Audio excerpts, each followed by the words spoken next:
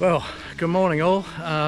Once again, been a little bit of time since I did the last YouTube video. Yeah, work, all that sort of stuff. So I've been doing a FIFO job down in South Australia. It's taken up a bit of my time, but look, today I've come out to a property. It's a private property down south of Brisbane, and this place is amazing. It is simply amazing. So I'll show you a couple of bits and pieces here. So this property here is a private airstrip, which is pretty cool. I know I've landed on this airstrip before. And then every Friday, the boys, they come down here and they fly their model airplanes, some of them absolutely beautiful. And then we've got this hangar here, we've got a beautiful little Brumby. Now the guy that built this, Doug, he is amazing, there's no doubt about that, and very, very, very particular when it comes to building aeroplanes. So he's built this aeroplane here, that was a couple of years ago. I think it took him 2 years to build. It's got a Jabiru engine in it, it's a Brumby, tail dragger, and then we've built this aeroplane here. Now this one, I'm pretty sure the biplane came before the Brumby. It took 3 years, I think, to build this plane. A beautiful little aeroplane. We'll go through it. So this plane started out with an aeroplane that's over here somewhere, I believe. Yes, here it is, I've spotted it. So the biplane started out with this.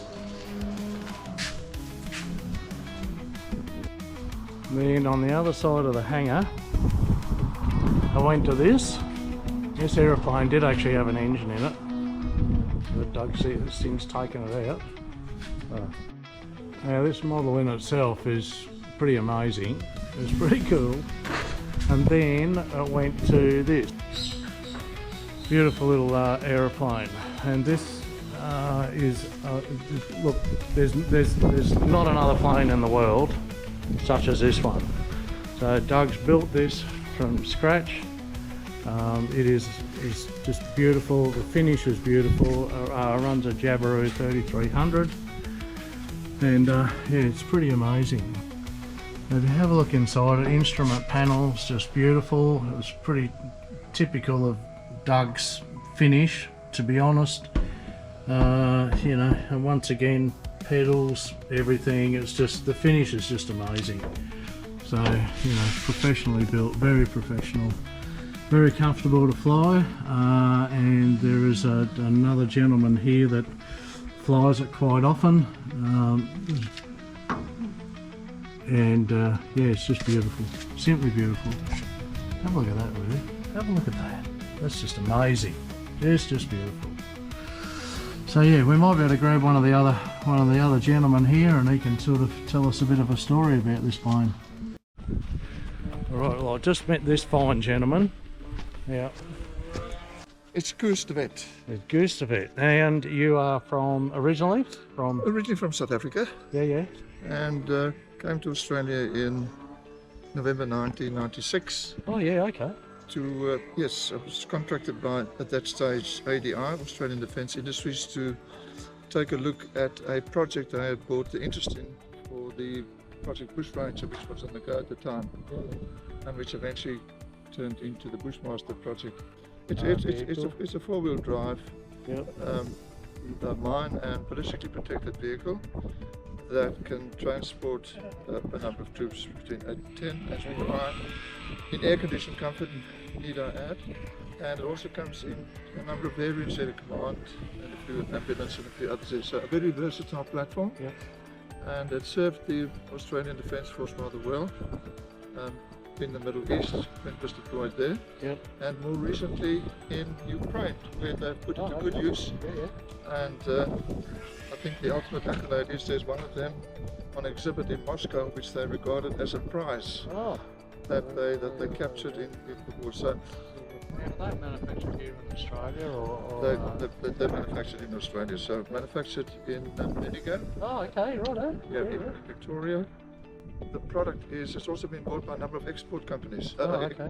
export countries. Yep. So there've been some to Japan, to the UK, to Netherlands, and quite a few other countries. So, and this doesn't happen very often. So roughly how many do you think have been manufactured since day one?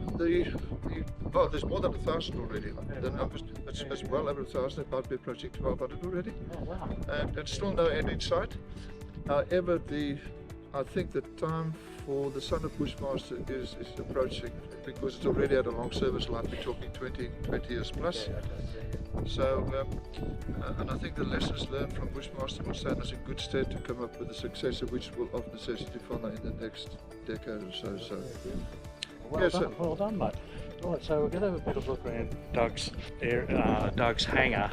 Now, I'm a little bit interested in this model that's over on the wall here. Now, it's not a Spitfire. Doug did tell me what it was. Can you elaborate on? Just turn the camera around here. It's either one of the other big ones. They're being either a Tempest or a Typhoon. Oh yeah. Sorry? Come on. Hey. Is this a Tempest or Typhoon? I don't know. Well, if I look at the scoop and stuff underneath it, it's one of those two for sure. It's either It might Tempest be or a Typhoon actually. And that's got about a 25 cc engine in it or something. I think it's huge. At least that. It's massive. But this is not Doug's shed. It's Doug's kingdom. Yeah, true that. If you look around the history that's represented by all these models here, it's quite unbelievable, because he's had a long history. Yep. And I would have to say probably one of Australia's foremost model builders. His attention to detail is unusual. It is pretty amazing. This is Doug's plane, 198797. Yep. Which is largely designed by him. So it's a unique aircraft with brilliant flying characteristics. I was just saying to viewers earlier on how it started with the model that's behind us, and then went to the model that's up on the wall that you can see in the background there. Correct. and then he's built this, which is just a beautiful example. Opened the door and showed viewers, you know, the attention to detail with the dash and everything else is just simply amazing. I think it took Doug 3 years to build that one. Would that be right? Somewhere thereabouts. It is, but at the same, if I can call it, craftsmanship that goes into the models goes into the real thing as well. Yes, so if you look, you know, his panel fits and the riveting and what have you. The attention to detail is quite extraordinary. It's just something else, isn't it? Like everything from wheels, undercarriage up. It's just everything is just it's just amazing. And it runs the Jabiru 3300 engine. Is this one water cooled as well? Yeah. Yep. It's got the water cooled heads on it. And yeah, beautiful. How many? Can you remember? Can you remember how many rivets are in it? 10,000. 10,000 rivets. Yep. Well, actually 9,900. Yeah, right. Well, that's I would have guessed that's pretty amazing. 9,900. and beautiful rivets, but handling who's counting? characteristics as well. He hasn't seen it fly, but its handling characteristics are truly brilliant. It's a genuinely nice flying, a speed flying aircraft. Yeah, beautiful. Yeah, it's so nice. And the Brumby, I think that took you 2 years to build the Brumby. Hey? It took you 2 years to build the Brumby, is that right? Year and a half. Year and a half, yeah, right. That's a kit where the one was 3 years. Scratch. All right, Mike. And this is one of very few tail draggers, Doug? The Brumby tail dragger. Yeah, so this is the only Brumby tail dragger in existence, basically. And once again, attention to detail is just simply amazing.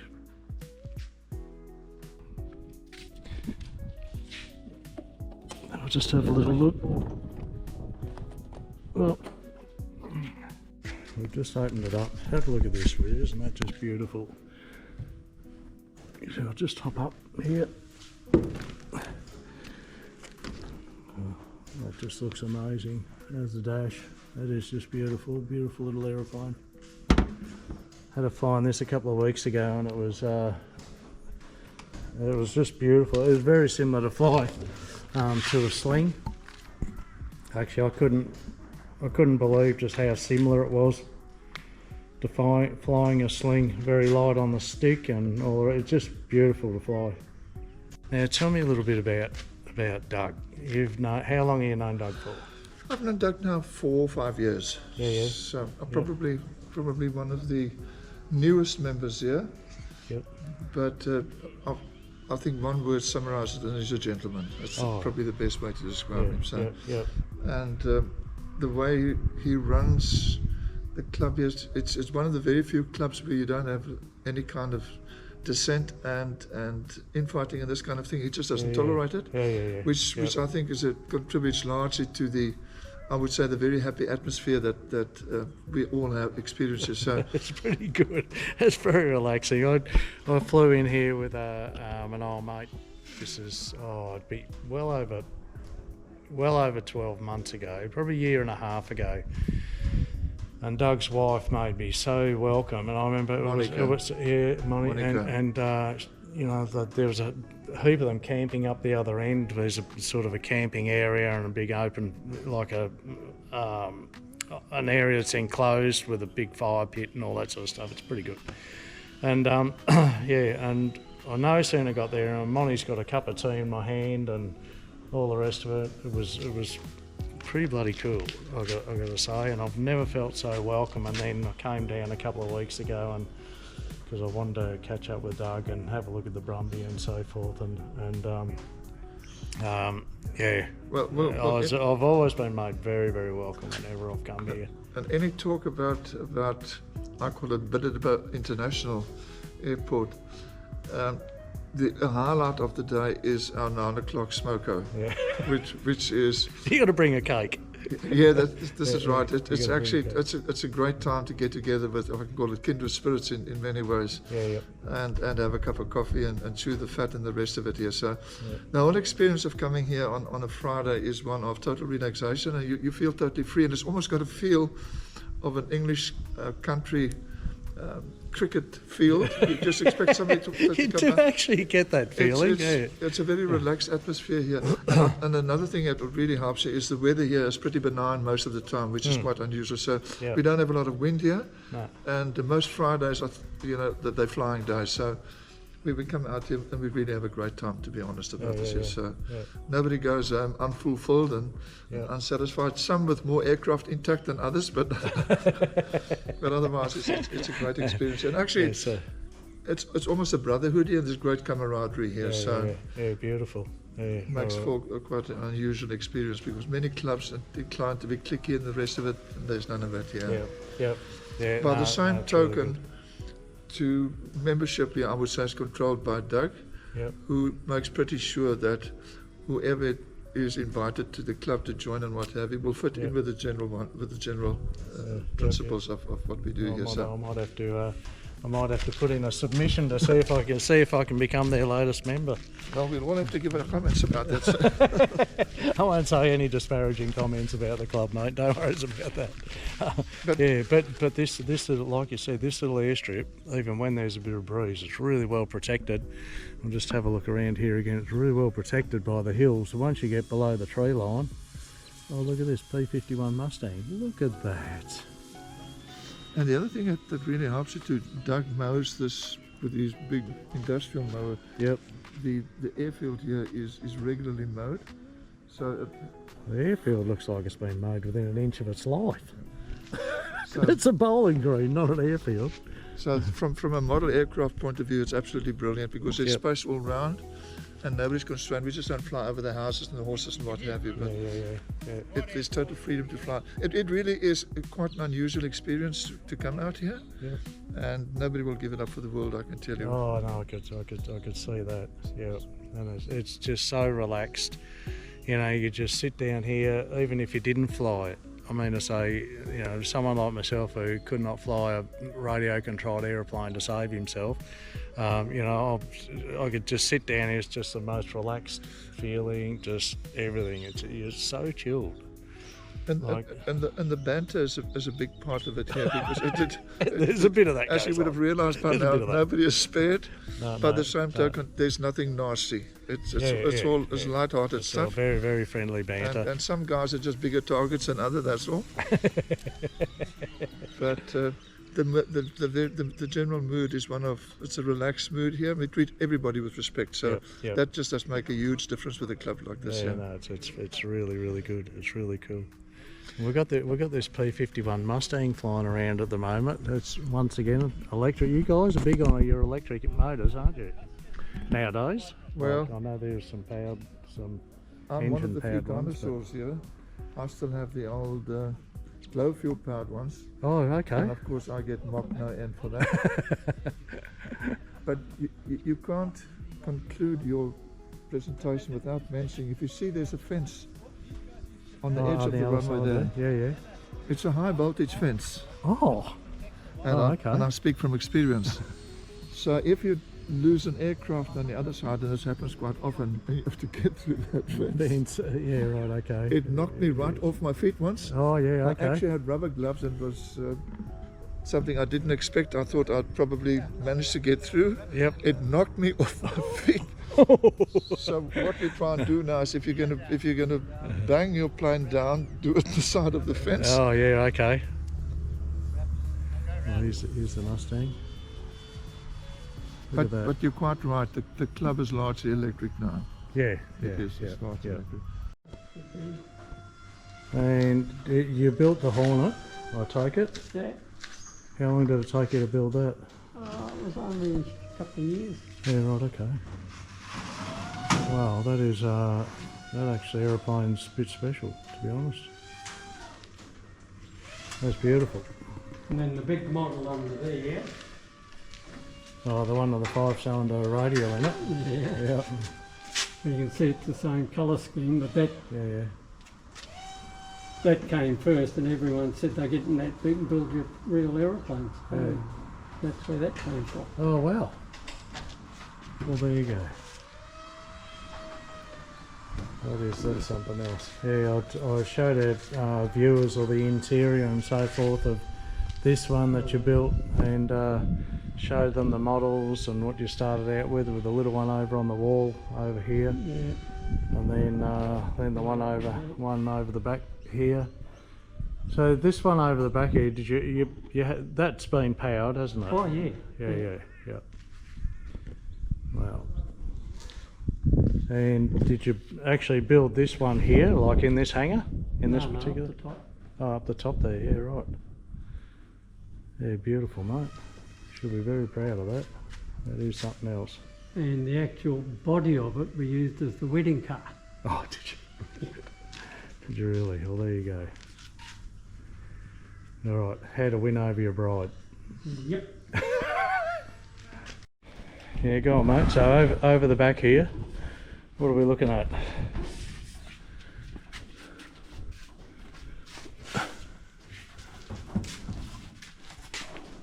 This is our trawler winch. Oh, okay, righto. We used to build trawlers, dredges. Yeah, wow.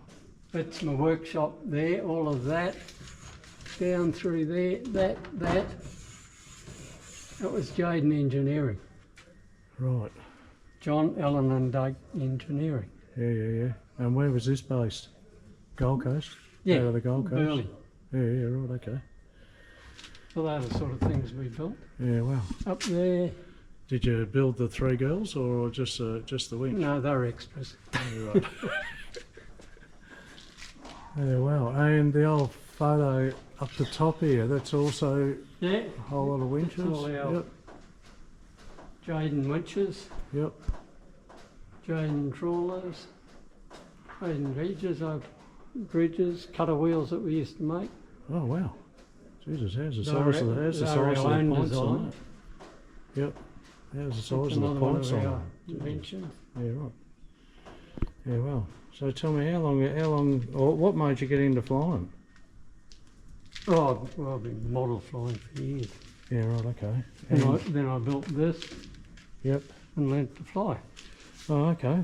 So, what's this aeroplane here, Doug? What's this one? I've not seen one of The them. Hornet style. Yep. Short takeoff and landing. And was it from a kit or? Yeah, it's a kit. Yep. And the engine? Rotex 912. Oh, okay, righto. Yeah, cool. Geez, how's the size of the undercarriage on it? Jesus. It's got, we used to use similar shocks and Speedway, to be honest. Good for short landings. Yeah, right, okay. Yeah, beautiful. All right. Wing tanks and all that as well. Yeah, nice. So there is actually a world of experience here with these guys. These guys have been pilots, like actual pilots, for I think probably Grummo is probably the least at 35 years, something like that. So it's actually pretty amazing.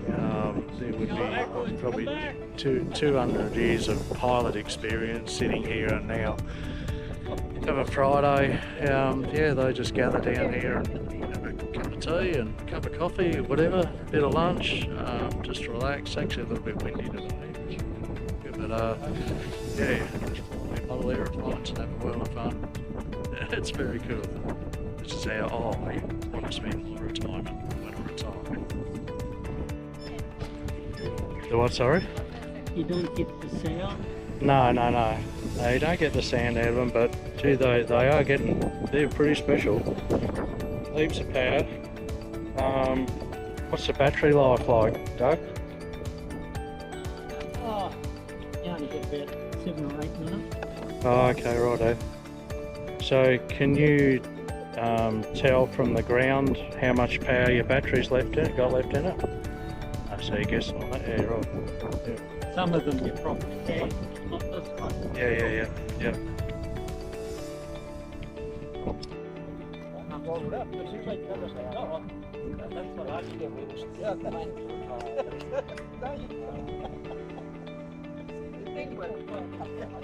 So it's batteries in it. I think Doug's put 2 batteries in it to keep this thing in the air, because it's actually pretty big. And yeah, close the cockpit up, and away we go. So Doug's about to launch this little biplane. Have a look at this, will you? Isn't that's pretty special. That is absolutely beautiful. Look at that. That is something else.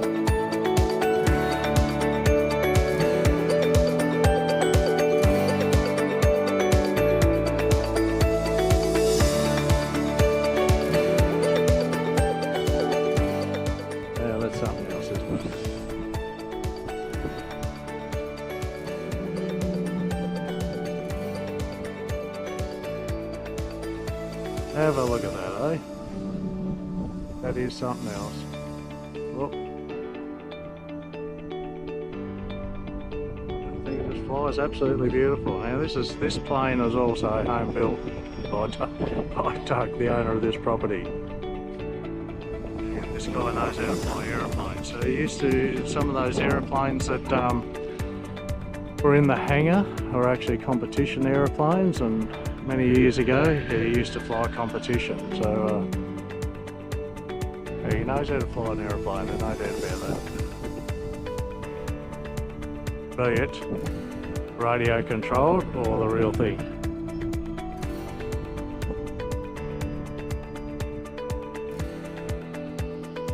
Cool.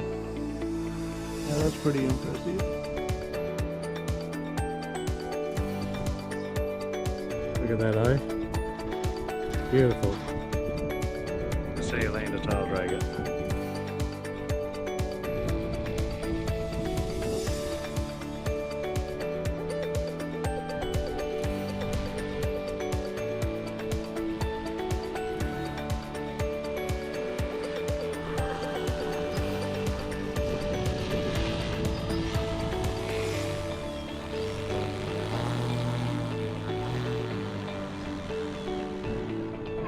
Now that's a bit special.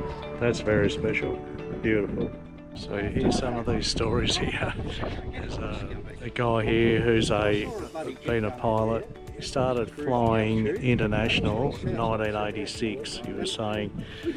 And yeah, some of the stories you hear here, they're pretty amazing. Have a listen to this. And that's where it's going. That's the route south, west coast, west coast. I finally covered it the other day, didn't I? I just couldn't understand why people were going down there. They only go to Melbourne and New Zealand, there's nowhere else they go. It's so antiquated. But that was far down. It was actually nice. You could actually see the ice. Yes. Alright, well, hopefully you've enjoyed this video. Talking to the boys here today, it was pretty funny. And it's just a world of experience, you know, from guys who've been pilots all their life basically, and now they're just retired, fly RC aeroplanes and stuff like that. They're pretty bloody good at it, let me tell you. They're so good. And you know, because some of them here, they've flown competition and all the rest of it. And yeah, it was just a nice, relaxing, fun day basically. So you know, hopefully you've enjoyed the video, and please like and subscribe. Okay, and yeah, hopefully we'll be doing some trips again soon, and yeah, be posting some more. So all right, you take care all, love you all, and God bless, and we'll see you on the next one.